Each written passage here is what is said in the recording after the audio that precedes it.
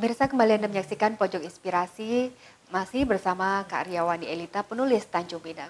Kak Ria, tadi kita sudah berbicara banyak mengenai awal mula Kakak bisa terjun di dunia tulis menulis, Kak. Kemudian Kak, selama ini apakah ada hambatan sih Kak yang Kakak alami atau bagaimana, Kak? Atau lancar-lancar saja misalnya gitu? Hambatan jelas ada ya, terutama itu dari segi pengaturan waktu. Ya karena saya juga bekerja, terus juga punya keluarga. Jadi biasanya itu saya menyisihkan waktunya itu di malam hari. Jadi setelah semua anggota keluarga tidur, baru saya mulai menulis. Nah, tetapi itu juga tidak mudah juga ya, karena kadang kebablasan nulis, pagi ngantuk, sementara harus tetap ngantor gitu. Nah itu antara lain kendalanya. Kemudian juga karena ada kesibukan-kesibukan pekerjaan kantor, jadi terkadang kita udah mulai nulis nih sekian halaman. Terjeda kesibukan itu mau mulainya lagi itu agak lama gitu. Tidak bisa langsung selesai kesibukan kantor on lagi nulisnya, nggak bisa, harus ngumpulin lagi nih idenya, staminanya seperti itu. Perlu butuh itu juga iya, Kak ya? karena saya pikir apalagi menulis buku itu kan kapasitasnya besar ya, minimal 150 halaman, jadi itu butuh fokus yang besar, kemudian referensi dan bahan-bahannya juga harus banyak, jadi tidak bisa dilakukan sambil lalu gitu, tetap harus serius mengerjakannya. Di situ saya rasa kendalanya. Itu aja Kak. Tapi kalau misalnya dukungan keluarga, suami, anak-anak itu mendukung ya Kak ya? Ya, alhamdulillah mendukung. Kak, biasanya suatu karya Kakak itu udah selesai ditulis, kemudian kan dikirim ke penerbit ya Kak ya. Iya. Nah sebelum itu apakah ada Kakak misalnya nih ke suami, lihat dulu deh karya saya gitu, ada nggak? Nggak ada. Nggak ada langsung gitu Kak? Langsung, iya. Kalau tanggapan suami sendiri bagaimana Kak? Kakak menulis ini apakah dia awal pertama 2006, 2007 itu dia kaget atau bagaimana? Ternyata istriku nih bisa nulis gitu. Awalnya sih mungkin masih dingin lah ya, belum terlalu support, karena di awal-awal menulis itu saya memang kesulitan kalau terdistraksi lingkungan, jadi harus fokus bener-bener. Jadi kadang lupa makan, lupa apa, pokoknya nulis aja. Itu kadang suami bilang, ini ngapain gitu ya, kok menghabiskan banyak waktu lah waktu itu menurut dia gitu ya. Jadi pertama-tama memang belum terlalu support gitu. Barulah kemudian setelah menang yang di Femina itu, baru dia ngeliat, oh ternyata menulis itu ini juga gitu ya, ada hasilnya juga gitu. Nah setelah itulah baru supportnya mengalir ya. Jadi waktu itu kan masih sistemnya hard copy ya, belum via email. Jadi kan kita harus benar-benar ngeprint, kirim gitu. Kirimnya via pos gitu ya? Via pos gitu. Jadi suamilah yang ini membelikan sarana prasarananya, beli kertas, tinta, printer seperti itu. Nah, kalau sekarang kan udah lebih mudah ya, bisa kirim via email seperti itu. Kak, kalau Kakak menulis itu siapa sih Pak, Kak, tokoh Kakak yang menjadi inspirasi Kakak dalam menulis itu, atau Kak ada seseorang gitu Kak? Nggak ada, atau mengalir saja? Kalau untuk fiksi sih imajinasi aja ya, saya mengimajinasikan sosok ini kira-kira karakter fisiknya seperti apa, kemudian watak psikisnya seperti apa, dan kemudian dia mengalir begitu aja. Kalau tokoh pengarang Kak yang menjadi idola Kakak sendiri siapa Kak? Kalau idola secara personal mungkin belum ada ya, saya lebih cenderung ke karyanya gitu. Karya-karya siapa yang menginspirasi tulisan saya.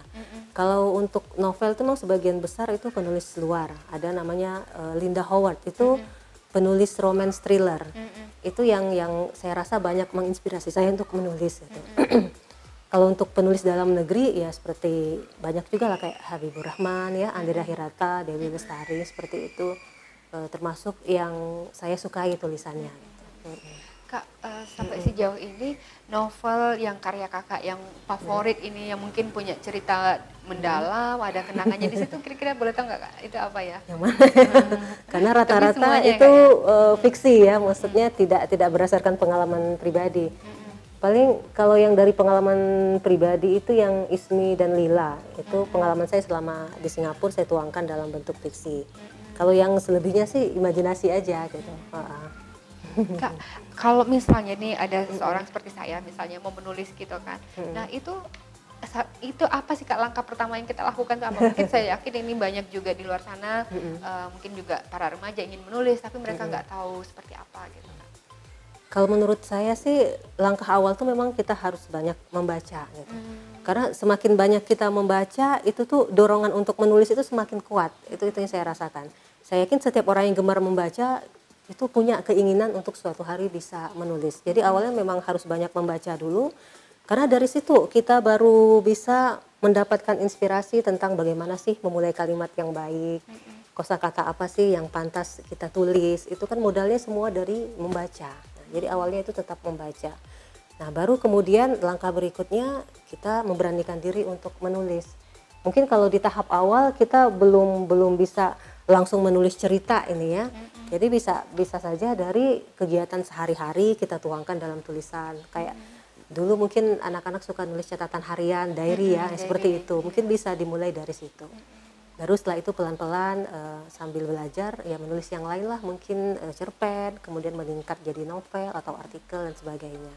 Kakak, saya juga baca nih beberapa karya kakak itu lebih banyak settingan ceritanya itu di luar negeri, Kak. Itu bagaimana kakak menulisnya, Kak? Sebenarnya kalau yang mana lebih banyak sih lokal ya, termasuk Kepri malah banyak saya tulis, tetapi ada juga memang yang luar negeri. Contohnya kayak di Beijing ada, Singapura ada, yang London ada, tapi sebagian itu The Secret Room, itu referensinya dari internet dan buku-buku. Ada juga dari film ya, sambil nonton sambil membayangkan, oh kira-kira suasana di Beijing itu seperti apa, kayak gitu. Kemudian untuk penulisan kan juga ada bahasa-bahasa luar, itu bagaimana kakak ininya menuliskannya, atau kakak sendiri menguasai bahasa luar itu, Kak? Dalam novel yang kemarin saya baca, Chandelier itu ya, Kak ya. Nah, oh, itu Chandel kan, itu. ya. Kalau Chandel itu boleh dibilang semuanya pakai bahasa Indonesia ya. Tapi ada juga novel saya yang memang pakai bahasa asing di luar bahasa Inggris. Dan itu saya konsultasikan sama orang yang mengerti. Kayak nulis novel First Time in Beijing, itu saya tanya sama teman yang kebetulan pernah kerja di luar negeri. Jadi saya tanyakan beberapa kosakatanya, nanti dia ngasih tahu seperti itu. Kemudian pernah juga saya nulis novel bersetting Bandung. Jadi saya tanyain sama teman yang orang Sunda beberapa dialog dalam bahasa Sunda seperti itu. Jadi langsung cari narasumbernya lah gitu. Langsung cari. Iya.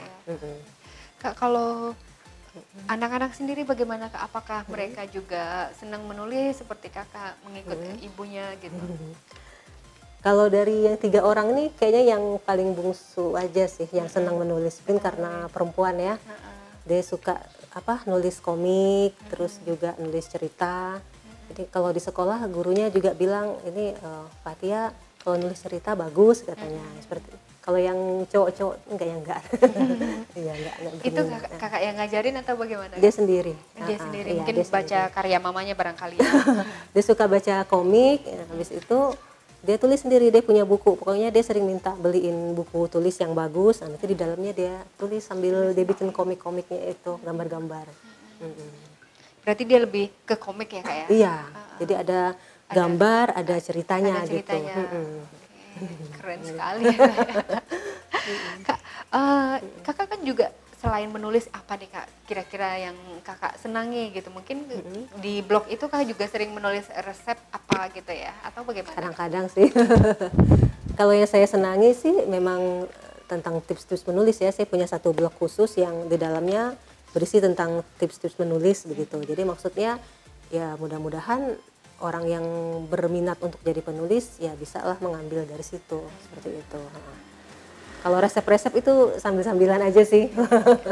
Kak, kalau ini mohon maaf, dari selama kakak menulis dari 2006 sampai sekarang, apa aja sih, Kak, yang udah kakak dapatkan? Ya banyak sekali saya rasakan ya. Yang jelas teman-teman, pembaca-pembaca buku, ya kemudian komunitas dan jaringan. Ternyata jaringan dalam dunia menulis itu sangat luas ya. Yang tadinya saya cuma nulis buku, sekarang juga nulis di blog, juga pernah nulis konten website, baik itu milik pemerintah maupun milik media juga. Dan kemudian yang saya pelajari itu dari proses itu juga menempa daya tahan kita gitu. Karena menulis ini kan butuh perjuangan yang tidak ringan. Mulai dari kita menorehkan kata pertama sampai akhirnya itu perjuangannya lumayan berat ya, menyelesaikan satu buku. Belum lagi mengirim ke penerbit, bersaing dengan ratusan naskah yang lain untuk mendapat tempat di hati penerbit ya. Begitu juga kalau kita ikut di lomba, kalau ikut di lomba kan konsekuensinya kita harus siap kalah gitu. Jadi pada saat kalah kan ya mental kita gimana menghadapinya gitu. Jadi saya pikir proses itu turut menempa kedewasaan lah dari menulis. Dari segi perjuangannya, dari segi kesiapan menghadapi kemungkinan terburuk. Nah, termasuk juga dalam kita menulis buku itu pasti tidak lepas dari respon pembaca ya.